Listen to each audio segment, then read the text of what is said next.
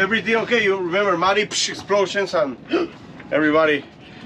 It's one of those days, Danny. Yes. One of those days.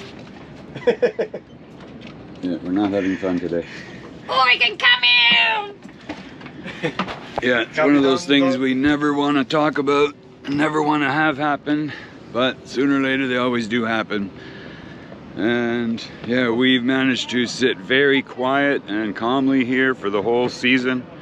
And we had fingers crossed we were just going to be able to get through it and not have any major problems or instances. And of course, here we are in the 11th hour. The season is almost over. I mean, we're within a week of like when there should be no chance of anything.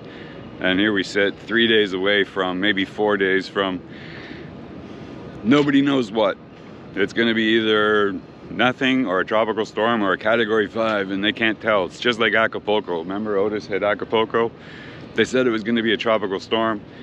It wasn't a tropical storm, it was a category 5, and it completely wiped out the entire area. So yes, we are quite uncertain as to what to do, but we have to make preparation for worst case scenario. So we're already doing paperwork to leave the island and head south, but we also have to be prepared for the fact that it might chase us south because there's a big front holding it from the north that won't allow it to move north. So the only place for it to go is west across the entire Caribbean Sea, which is red hot right now. I mean, it's pretty much the hottest temperatures they have on record for the Caribbean Sea. And this is the issue. That's why they can't tell what it's going to do, but I think we have to expect that it has a strong potential to blow up. So we are making preparations today and getting our paperwork ready to leave the island. We've got to tear down all of our stuff and stow everything away and just get the boat ready for sea. We've already done sea trials, so we know that the boat is okay and ready to sail. But now we need to stow it. Now we need to stow everything and actually get ready for an offshore passage. So that's what we have to do today.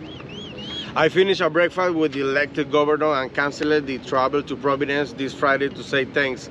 No travel because everybody in the island is scared. I come here to understand the situation because you are a sea wolf, a man of the sea, and the sailboatsman understand more the problem to avoid the hurricanes, and that's my presence here.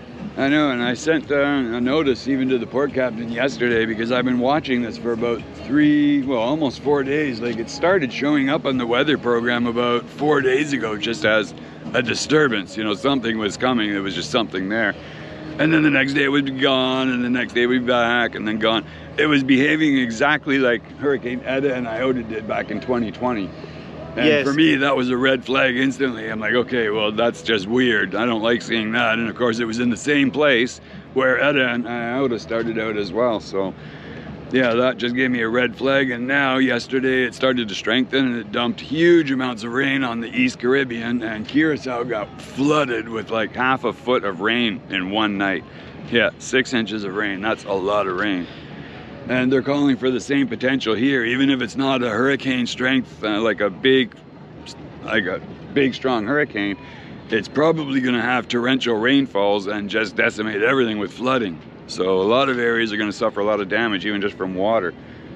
In this moment in 2020, it's only 30% is yellow flat, and now it's 70%. Mm-hmm. In this moment. In moment of Iota, only 30%. Oh, it's a storm. 30%. Now it's 70% red. Uh-huh. Yeah, we don't like red.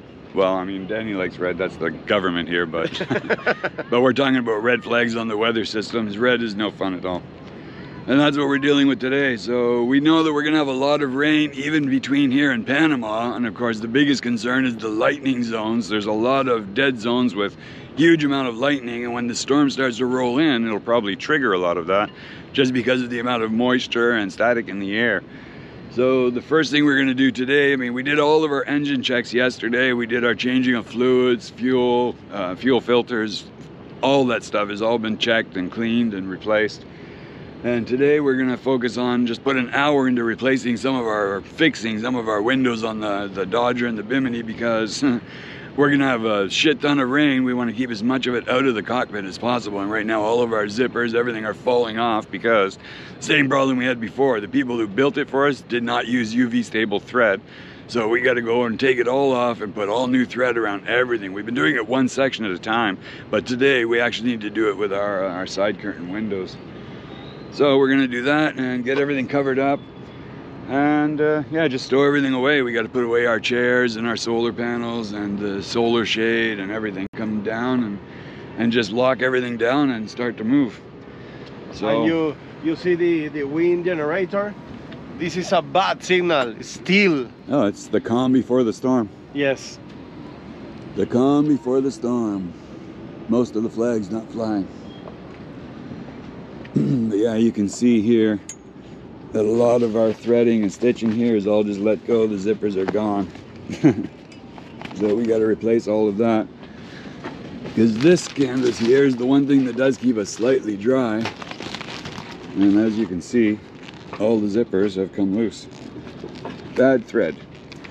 So we have good thread. We're going to take the sewing machine that got here and open it up shortly and start piecing some of these zippers back together so we can at least cover our cockpit and keep some rain out. Look at this shit, just everything just falling. Just very, very bad thread.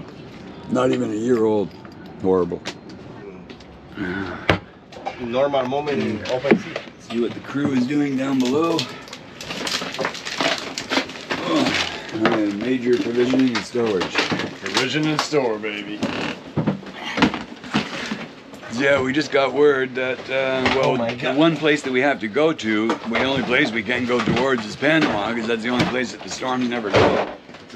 But of course, Panama is under some kind of lockdown on government protests right now. The public is protesting high taxes, wages, food costs, fuel costs, a bunch of stuff. And the whole country has basically come to a standstill. So you can't buy fruits and vegetables, you can't buy fuel, you know, just a lot of stuff. You can't use cash for anything, so I don't know what's going to happen when we get there, but I guess we're going to wait and find out. So there's not much waiting for us at the other end except another storm. And cans of food. But at least the boat can survive there. But my point was, yeah, we spent yesterday starting to reprovision the boat, so we got a lot of food on board for when we get there, because we might not be able to get anything. So we have to regard it like an offshore passage for a possible extended period of time. So that's what we're doing right now, and just putting all the stuff away. Spanish name of everything that comes in a can. So wants how to learn Spanish. This one is frijoles antiquenos. Mm-hmm. Yeah, all the cans. Antiquenos. All the cans get stripped down, so there's no labels in the floor, none in the bilge, so that we don't attract cockroaches. And then you have to label the cans so you know what's in each one. So Maddie is just storing those all now. That's our backup provisions that we keep below the floor. Hey, look at this. The Spanish name of Progresso Homestyle Chicken is Progresso Homestyle Chicken. Shout out Progresso. Obviously it came from the States. Professional funny kiding maker. Mm-hmm. With the captain and check, mira se sale humo negro. Okay. Humo negro, black smoke. Mm-hmm. No smoke at all. No colors of smoke allowed. Yeah, we've been having some issues with black smoke lately, and I changed the filter, the air filter, and just put a new one on yesterday, and we changed all the fluids, everything, so it's all ready. But then I tested again yesterday, and I was still getting black smoke. So I can't really tell what's happening, but just want to test it again now. Great. I gotta let it warm up for a minute first. So we're gonna let it warm up. Yeah, I'm just gonna put it in reverse on the anchor and just see what happens. If we get any smoke comes out the back. We got lots of water flow, so no problems with the cooling system. Everything's running well. But black smoke is not a good thing. We gotta figure out what's going on, because if we need to motor all the way to Panama, I don't want to damage the engine by burning black smoke. It means it's not burning the fuel efficiently. Or it's not getting enough air from somewhere for some reason, even though we got a new filter on, so I don't know.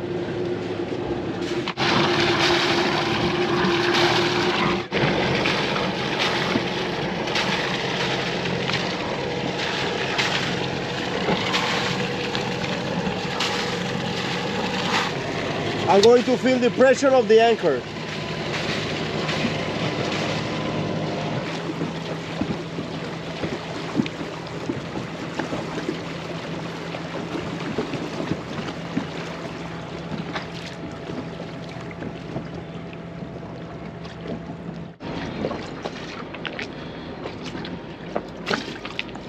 Everything good? Good pressure?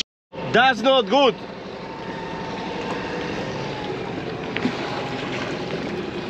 That's when I rev it up, see?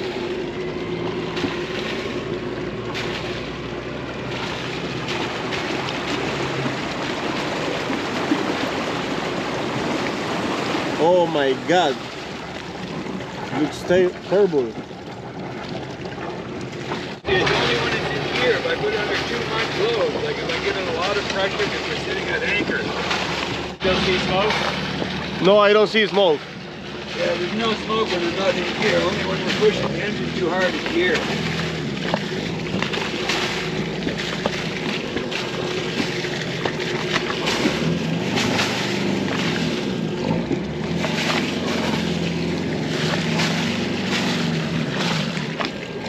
Yeah, I don't get the smoke if we're just in neutral and I can rev it right up to full blast, like 3,000 RPM almost, and there's no smoke. But as soon as I put a load on it, of course we're sitting still right now and I've got too much propeller, like too much prop pitch. There's too much pitch on the propeller.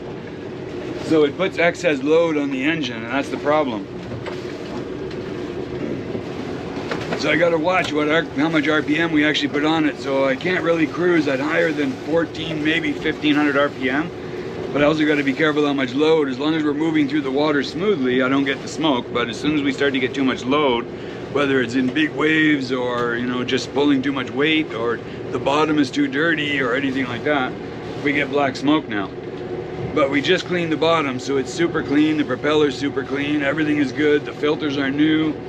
But we're still getting it under bigger load, so I don't know, we're gonna have to just test it and hope that it works, because we need this engine to get to Panama in a reasonable amount of time if the storm starts chasing us. See right there, that's about 1,1300 RPM, and it seems to be okay there. Even though the boat is not moving, there's a lot of load on the propeller.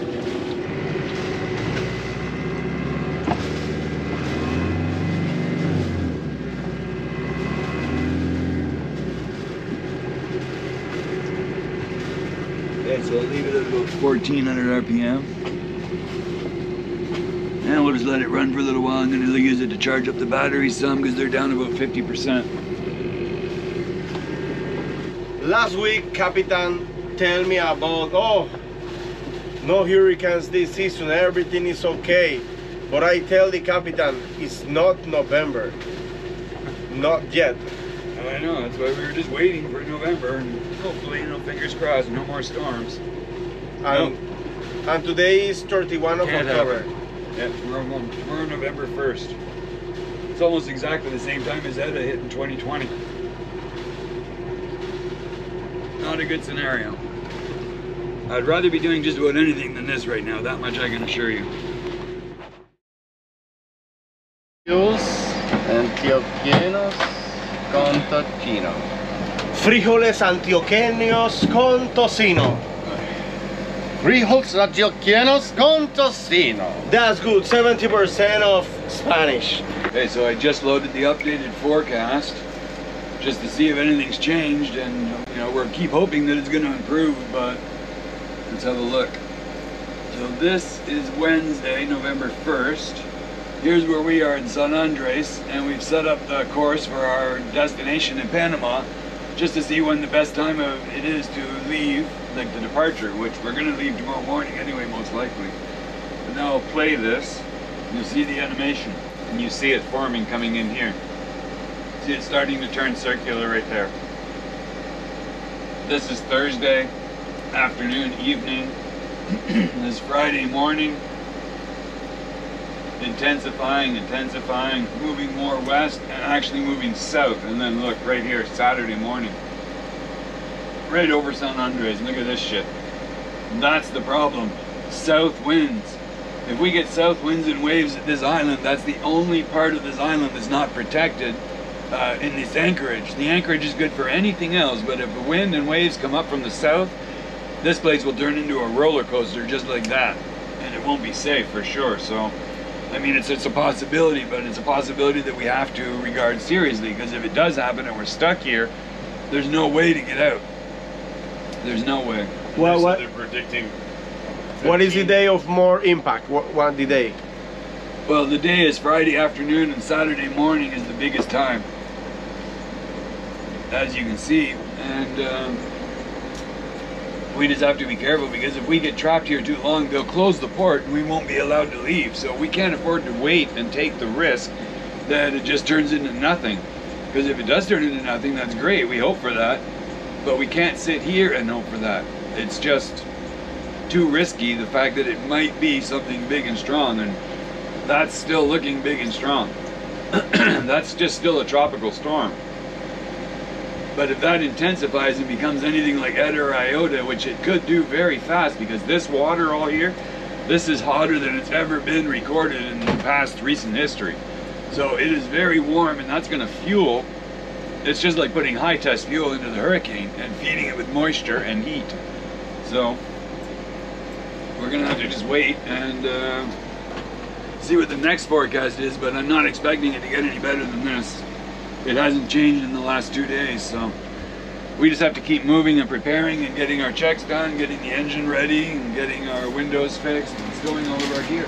Are they still saying 15 to 25 foot waves?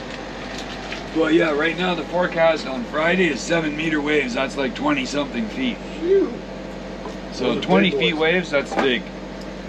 By the time it rolls around past us and it comes up from the south, they were predicting 4 to 5 meter waves, and that's still, you know, 15 to 18 feet. That's big waves. Yes.